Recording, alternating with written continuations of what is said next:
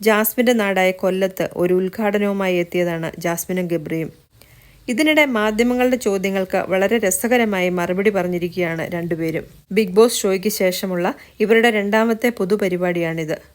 ഷോയിൽ നിന്ന് പുറത്തു വന്നതിന് ശേഷം അനുഭവിച്ചത് വലിയ പ്രഷറായിരുന്നു. ഗബ്രി പറയുന്നു, അന്ന് വളരെയധികം ഡൗൺ ആയിരുന്നു. അന്ന് ചിന്തിച്ചിരുന്നു വൈകാതെ ഒരു ഉയർച്ച ഉണ്ടാകുമെന്ന്.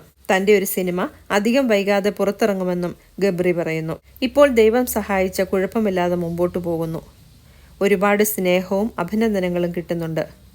ആളുകളുടെ സ്നേഹവും വാത്സല്യവും ഒറ്റയ്ക്കും ഞങ്ങൾക്ക് രണ്ടുപേർക്കുമായും ലഭിക്കുന്നു.